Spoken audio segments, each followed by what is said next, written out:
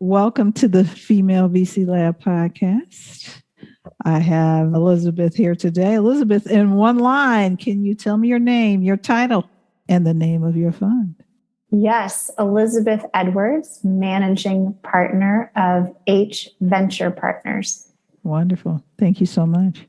So, what inspired you to become a venture capitalist or an investor? I got into the industry quite by accident. At the time, I had no idea how small or competitive venture capital is. To give you an idea, there are only about 100,000 people globally that work in venture capital. So that is the same number of people that work for Procter and Gamble. And if you compare it to my, not alma mater, but my dear former employer, Deloitte Consulting, Deloitte employs about 300,000 people globally. Wow. So I was working at Deloitte. I was part of a really amazing team of people that I'm still very close with. And we were operationalizing the work of Clayton Christensen, the man who coined the term disruptive innovation. He was a Harvard Business School professor. So I was working for companies like Johnson & Johnson in their clinical and consumer divisions, basically identifying technologies for them to license and acquire over the next 10 and 20 years. So what would Johnson look like in 20 years? What do we need to buy or license or develop today in order to be the leader globally? And so worked on some pretty amazing projects and with a lot of entrepreneurs. So here I was, I'm working for a strategy consulting firm that's huge, working, and my clients are companies that are huge, and we're acquiring startups. And the people on the other side of the table were just so interesting to me. They were the risk takers, people that were putting a second mortgage on their house and quitting their job and going all in on an idea. And so I just found that to be very inspiring. And also the pace of work. So what I noticed about, so I'll give you an example. I worked on a project at J&J for Tylenol, which was their laser drilled holes. You might have seen their rapid release technology. That the rapid release. Oh man, that rapid release it's so rapid, and it is. It only took for a Tylenol. Yeah, it only took like 15 years to commercialize. They've had that technology forever. Yeah. And big corporate folks tend to be very measured, very careful about their billion-dollar babies. A Tylenol brand is worth a lot of money. You can't make any mistakes. But entrepreneurs are making mistakes right and left. They're just getting the job done. And that was just a much more attractive lifestyle to me, which is you're not always going to get it right. Just do it. Do something that's good enough, move forward and try and fail and try and fail and try and succeed.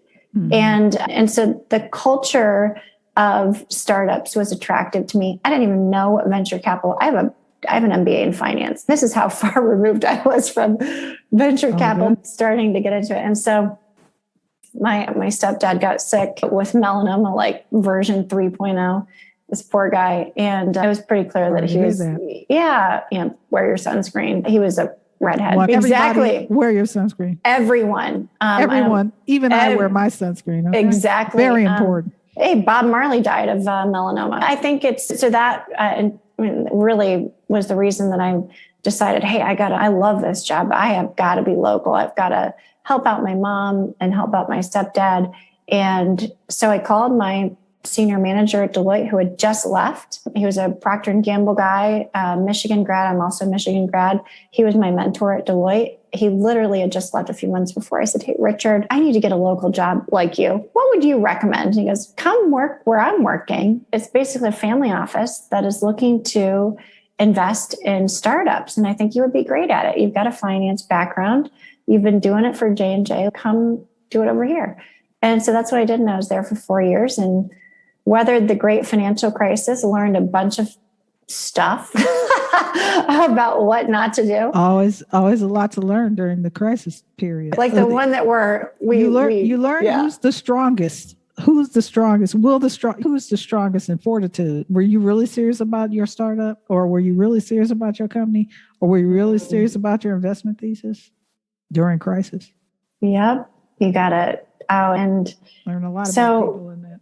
you learn a lot about people. And now I look at people differently, from that experience, which is, what do I want to see in a co-investor? Are they going to also pass the hat, put some money in, help the CEO make payroll and weather the storm? Or are they going to get alligator arms and disappear when the check comes? And so we had 5 portfolio companies. 3 of them immediately went out of business. One, wow, is the winner. And that was the first investment I made, a food technology company in California. It turned out to be amazing. Mm-hmm. And so I learned a lot from having a very fresh, brand new portfolio. And then boom, 08 hits. And then went to work. And I think every crisis is different. It prepares us more for the next one. I think the next one we're going to have is just more pandemic, but more climate change. I think COVID's we'll see how it all evolves. But I don't disagree. There may be more pandemics. Let's hope. It's a dress rehearsal for how do we work together globally on something that's really hard and life-threatening. And right now, I think it's okay. You see the disparity between developing countries and developed countries, even developed countries. You see a lot of disparities, period. You can see all the disparities, period. So, it's very a lot more obvious now, which is good, because unless you can't solve a problem, how do you solve a problem if you just have your head in the sand, you just don't know? You got to see it, and then you got to start measuring it. I was Enterprise Lean Six Sigma at Deloitte. Measure what you want to change. And there are a bunch of things right now that I want to measure, because there are things that I want to change. The primary one, actually not climate change is number 2. The primary one is the huge disparity in the capital markets as it relates to diversity and inclusion. When you look at women and people of color and people that don't speak English as their first language, when you look at that 70% of the population, we are managing 1% of all capital. Wow. And that's what makes it harder for someone like Kamala to become president. That's what makes it, among other people. That's what makes it. It was amazing. We got one person in there as president in general, just period. After all those years. And I do think that, because when Oprah said, right when COVID hit, God has sent us to our rooms. The question is, what are we supposed to be learning right now? We're in a timeout. What's the timeout for? And I think there was a lot of, and because of George Floyd, because of the murders that we saw in Atlanta of those 8 Asian women. That was horrible. They're huge. And I'm George Floyd is one of how many thousands and thousands. But the awareness that was suddenly, the spotlight's on the issue, which is, hey, it's actually not, it's actually not fair. There's a disparity here. It's obvious, because it's interesting. I was watching Malcolm X again, which was the one that Denzel Washington was in. And when it started, they had the Rodney King, and I was around during Rodney King. And me too. I was having my son at that time. So I had to sit around and watch all that Rodney King and OJ as well. But when Rodney King happened, I was like, wow, this happened in the 90s. I said, it hasn't changed that much. No. Except they didn't catch him killing anyone on video.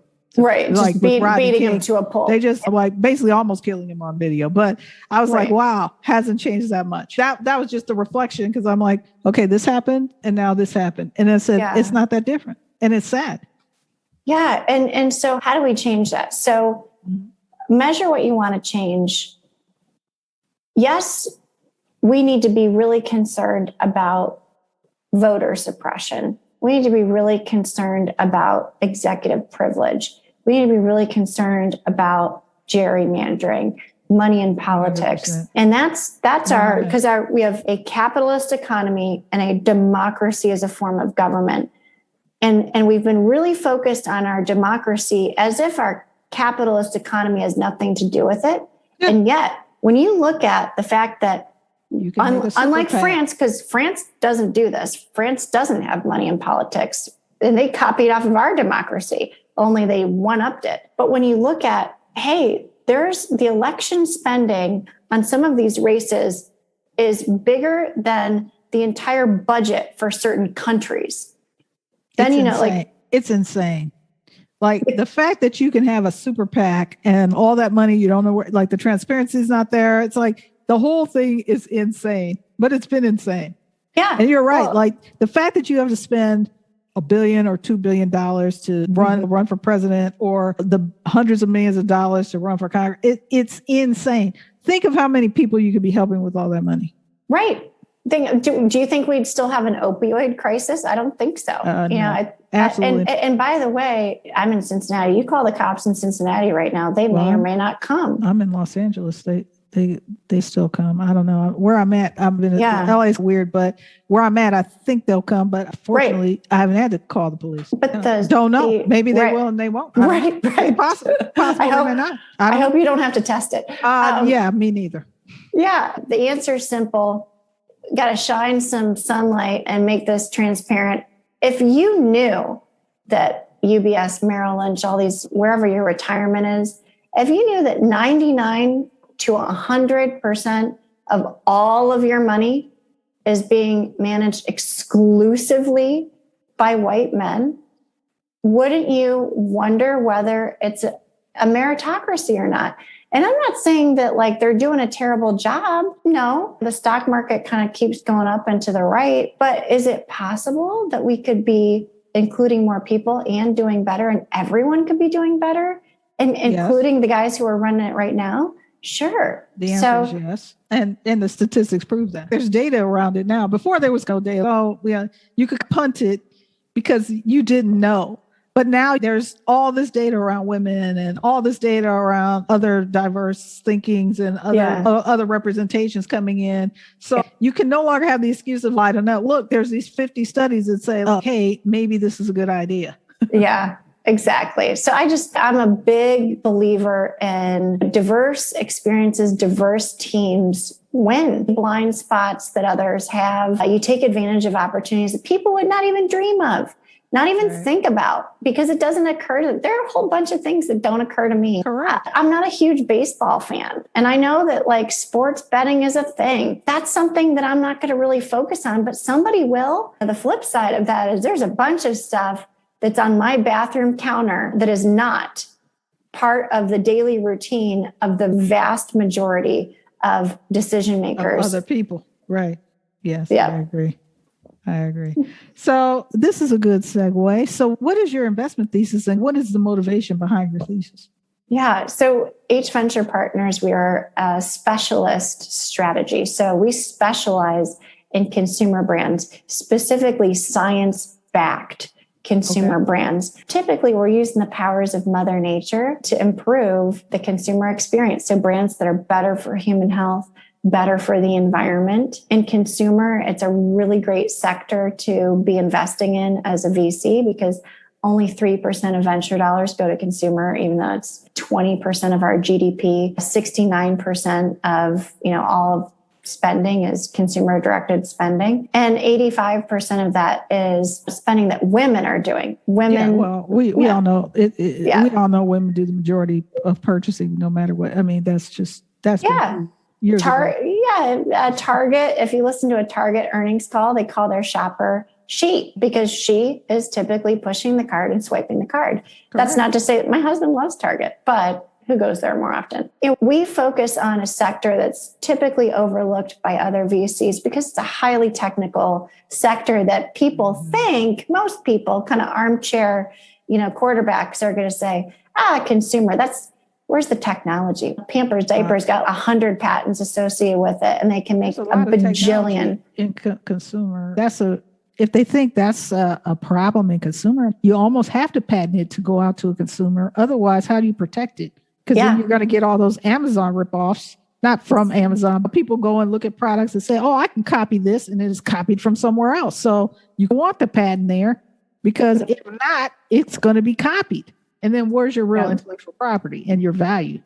Yeah. So we love those companies that have really built those deep moats, as we call them, which is a lot of times that's their intellectual property, their patents, trade secrets, trademarks, and just a superior product. So we're not really luxury investors, I would say. We love mass brands, like things that you are going to find at Target or Kroger or Walmart or CVS, Amazon, or direct to consumer online.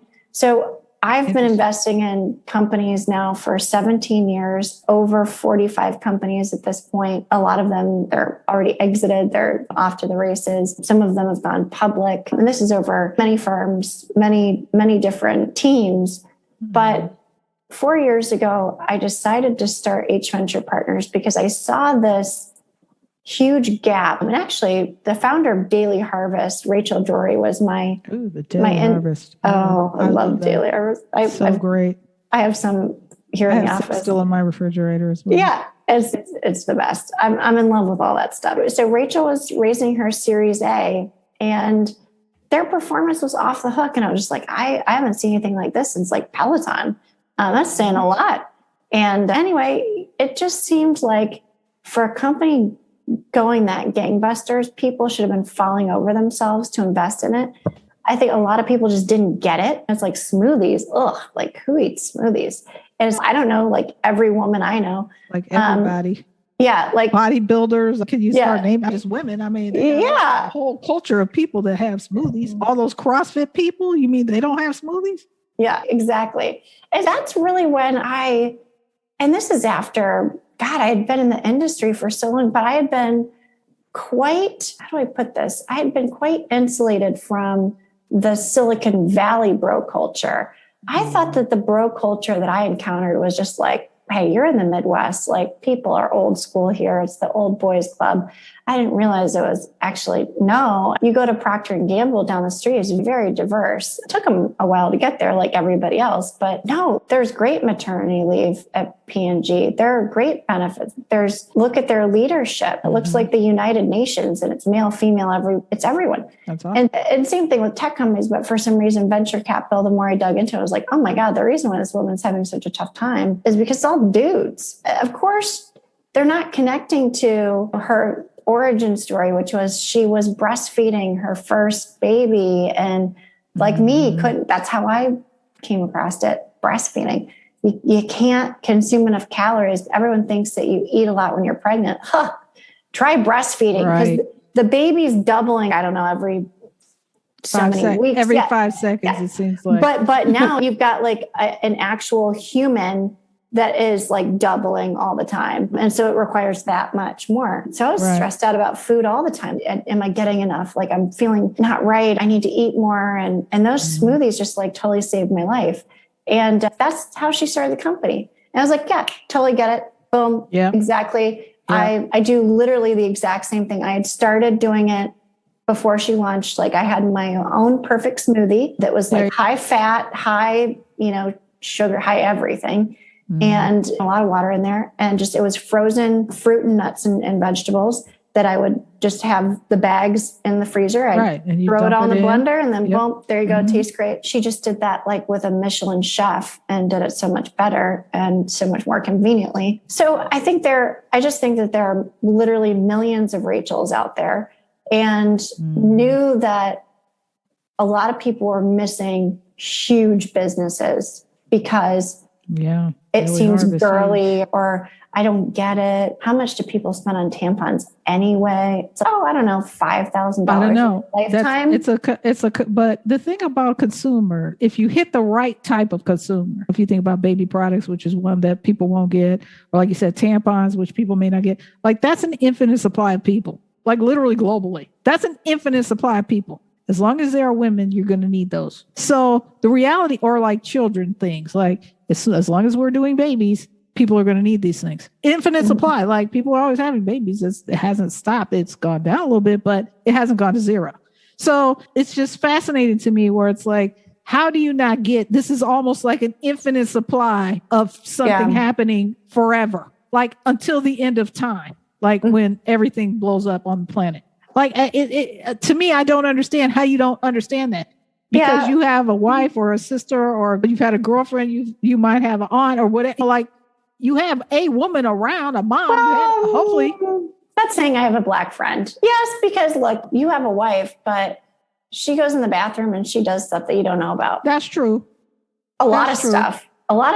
That's true. And the lived experience, and I'm going to say this for guys too, because I've seen a lot of brands for men where I go like, you got to talk to the guys on our team because I'm interested, but I know that I have all these blind spots. And so I really, hopefully each venture partners continues to look like the United Nations, because I do think that just like I can't catch my husband up on 39 years of being a woman, he can't catch me up on 50 years of being a man. And there are some things that defy explanation. You know what I mean? Because we're different, because we're fundamentally different. We are different. So like you said, and that's a valid point. We do go in the bathroom and take care of that in secret. Like we're not showing everyone this is what's happening. That's an excellent point. And there are things that they do in the bathroom that we probably don't want to know about either. And it's just because we're different. So it makes sense that we do have that gap in our understanding. Yes. And I just look at the gap in the understanding even goes to like when you're at a party, you're there with your kids, or maybe you're just there with your husband. The guys are talking, the girls are talking, and we're talking about totally different things. Because I'm catching up with my girlfriends on like, oh, you just had your first baby. Isn't it crazy how you'll never sleep soundly again? Like, but you will, but just not the first 2 years. Right. Trust me, it does get better out as time. Oh, then you have 13. Then good luck to you then. I'm so glad nobody warned you. Nobody warned you about when they turn 13, 14, 15, 16. Like it's a minute. Like two, like not sleeping and then get the terrible twos. That is a thing too. But then they become teenagers, and that's like a whole nother game. I have an 18-year-old stepson who is good. So he's almost at the end. Oh yeah, he's going to college. He's a good man. Good. But oh my God, talk about John 13, and I got 14, together 15, when he 16, was 17. Like 8 or 9. Oh, okay, so you went through it then. Oh my goodness, what happened? I found myself. I'm like, am I starting to sound like my mom? Right. Oh. Like, oh my gosh, yeah. That's how I was as well. My son is now 26, about to be 27. So. But I was like, no one told me about these teenage years. I said, nobody warned me about these teenage years. And I said, they seem to go on forever. They do stop. No, they stop. When he turned 20, it seemed like it turned off. Like he got 19, then 20, and it's no longer teen anything. I'm like, oh, wow, that stopped. Okay, thank goodness. But anyway, that's pretty funny. Yeah. So this is going to lead to the next question. What are you currently learning or listening to or reading these days? Oh my gosh. So I am right in the middle of Peg Wyant's book, One Red Shoe. Highly recommend for all the women on the line and men. One Red Shoe. It just came out. Meg Whitman, who was CEO of eBay, John Pepper, who was HP as well. Oh my God. I just ran into her on the street the other day. Did you? Literally. Yeah. That's she cool. Was. Yeah. And she is so cool. I was actually a big fan of Kibbe. I'll give you her email address. I was actually a big fan of Kibbe. And that to me, it's sad that didn't fly because it was cool. I was a subscriber. I loved Nikki Fresh. I thought that show was hilarious. Anyway, and it was just a really cool media outlet. Meg Whitman reviewed it. John Pepper, who was CEO of Procter & Gamble and chairman of Walt Disney. And it's actually a friend of mine that wrote it. I consider her a mentor too. I should probably tell her that. But anyway, she was the first female brand manager at P&G. She has 4 kids. Her children are wonderful, successful people. I don't know them well, but they seem pretty well balanced. They're all in great marriages, it seems like. She's been married to, it's actually, you learn in the book, her second husband. She talks about her early divorce and like the failure of that. But she talks about, I wouldn't really call it, she never really uses the word work-life balance. It's like work-life doing it. How do you maintain all of those things? Yeah. How do you it is a balance, but I know what you're saying. It is a balance and not a balance. Like, how do you maintain all those things happening in like that massive amount of multitasking? Yes. You have all these kind of different roles that people put on you. Yeah. And then how do you maintain these roles? But really, you have to flip it in your mind and go, I'm this individual, and these are the different things I do. versus like, I'm in this role. That makes it a little easier. Put your own oxygen mask on first. COVID was amazing for our firm. We have 15 million under management now. And that to me is, oh my God, such a wow. Amazing. And we have amazing portfolio companies. We weathered the storm with COVID because there was a moment when people were really losing faith. Oh my gosh, is this gonna, you have 2 million in this fund. Like, how will anyone ever, how will you raise $1 now? The world is shut down. And we just kept doing it and kept going. And here we are from basically like, congratulations on that. Thank you. From January to now has been really busy. So I can imagine as things open up, Yeah. So, the pace is really accelerated. We've hired more and more people, and that always takes some time to get up to speed, and where you're like fully 110% contributing person versus learning. Yeah. And which is also fun. And the learning part is fun too. But this, I think of Peg's book, One Red Shoe, because she goes, I'm at the part of the arc of the story. I'm right in the middle of the book, and it's just fascinating. It's like how to live an exciting life, how to like live life to the fullest, but also recognize when you're starting to burn out. The birth of her 4th child, she reports directly to the CEO of P&G at this point. And she's like they didn't know what to do with a maternity leave. That didn't exist back then. Back then, I think if you were more than 5 months pregnant, you had to stop working because they didn't want pregnant people walking around. Wow. So it was just a different time in the 60s. And so it's for me personally, reading this book when I'm like maxed out, man. I really, so this weekend we're going on vacation, celebrating 10 years together, 7 years married up the California coast. Thank you. I'm so excited. You'll be here in California. Right. A week down. Thank you. I'm in California all the time. I'm reading this book and I'm thinking the whole point is she didn't have this balance, at least not when she's like on kid number 4 and report. But the thing that she did, and I think is the most important thing for anyone, men, women, but I know that women have the larger at-home burden, kid burden, of keep these people alive, make sure they get to school on time, the whole 9, are fed. And Peg was one of those that really delegated. I was talking to this, nurse who's taken like heart measurements and stuff and making sure I'm not having a heart attack. And I'm not, newsflash, heart is good. Thank God. There you go. Exclusive. Right. You've heard it here first. BC Lab podcast. It turns out I am fine. But, I got to get the ticker checked out. And she goes, oh my gosh, you're running this firm and you have 2 little kids and your life must be crazy. How do you do that with 2 little ones? And I was like, oh, it's not them. No, I get home and someone hands me a cocktail and it's like I'm seen at a Mad Men. No, other people are doing all that stuff. I don't do the grocery shopping. Are you kidding me? Like, delegate every possible thing that you can because you don't have to do it. Other people can do it. And you can pay them $15 an hour or whatever the going rate needs to be for that type of position.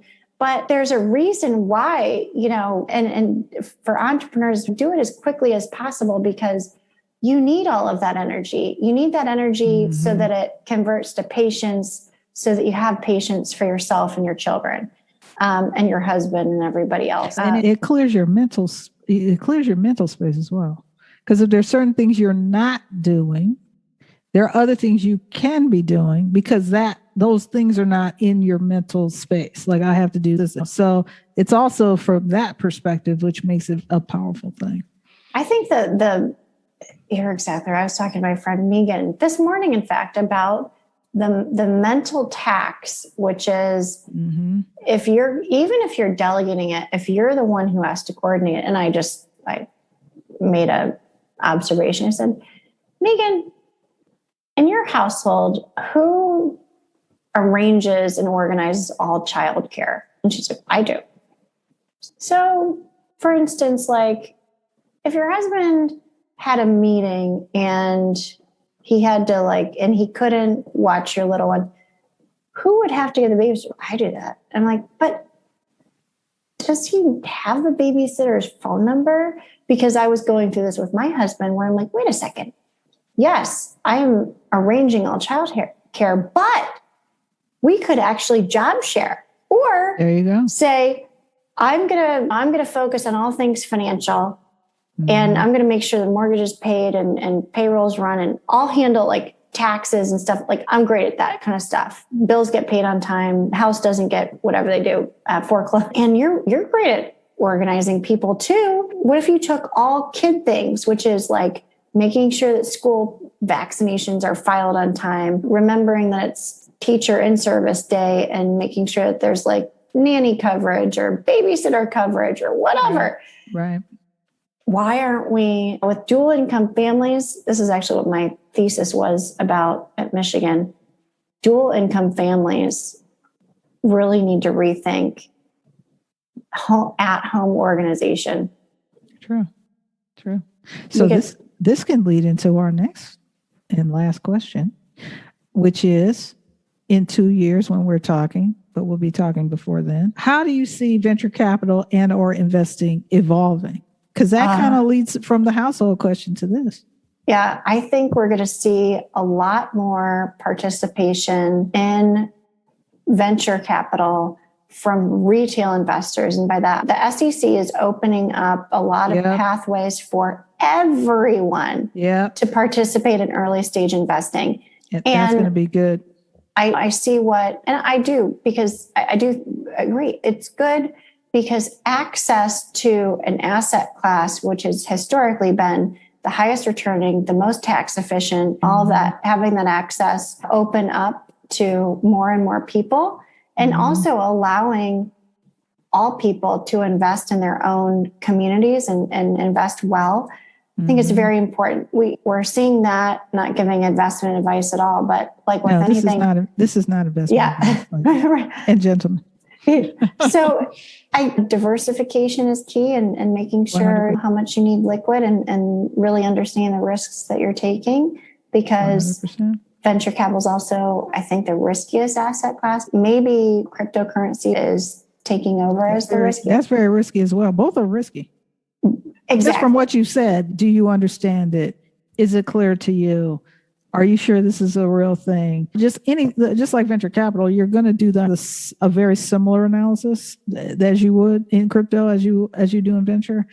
So I agree. It's like, and then I do like the access to additional people, because then you're opening it up for additional types of, people to invest in a fund, or people to become an angel investor earlier, or people to like really start participating at a point where it was very closed prior to. And the Jobs Act, thank you, President Obama, opened that up. Thank my friend Ruth Hedges, actually. She was her part of that bill was Reg CF, crowdfunding. She wrote that bill. There you go, Kickstarter and all of those. And that's really what opened. And now we see Republic and all of these great platforms emerging. I think if you decide to get into it, educate yourself like anything else, educate. There's a great book called Venture Deals by Brad Feld. Great. Brad Feld. That's absolutely the book of the thing to be, from a VC side and also from a startup company or entrepreneurial company side. Absolutely, 100%. And check with lots of experts. So I read a lot of books, but I also, I always check with experts that are make friends with as many experts as possible. And you always return the favor. There are things that I'm always one to, text me or hop on a really quick call. Like, how can I help you today, help move things along in your life? And so I think the angel groups, funds that are designed for investors like you, and tap into those experts and test and learn. Don't invest all of whatever you're going to allocate towards that super high risk stuff. Don't blow it all in one shot. Just watch for a while, learn, do your research. And it is a fascinating asset class. I'm super blessed to be in the field, and I'm super excited that we're seeing way more new fund managers, new platforms like this. We're going to see a lot more participation. And I think if we do our job, and if Congress and the Fed and some of these the SEC, if regulators are willing to regulate, and we can throw some sunshine on the lack of representation. And just what? You don't need to do anything more than disclose, and the market will do the rest. The market will do the rest. So I'm really hopeful that we'll get some great transparency in the transparency in financial services. What could be better? Yeah, absolutely. Yeah. So how do people contact you? The best way to contact me is either on LinkedIn, and you can find me on LinkedIn, Elizabeth Edwards, H Venture Partners, or on our website. And people always think, oh no, the website's like no one's checking that. That is literally, everyone checks your website. Like if you don't have one, they think you're not real. Right. No. So there are a couple different pages there. If you're interested in investing in venture capital, you can find out more information. If you're raising venture capital, the Pitch Us page on our website goes to our entire team. So if you just email me, it's going to get stuck in like email purgatory, or same thing with sometimes LinkedIn. It'll be in the inbox purgatory where it's like, oh, there are 1,000 new messages today. Like, whoops, that's a little much. Yeah. And we do our best. But the investment team is every single one of them gets everything from the website. So that's definitely the best way. Wonderful. So thank you so much today, Elizabeth Edwards. It's been very informative from H Venture Partners for being our guest on the Female VC Lab podcast.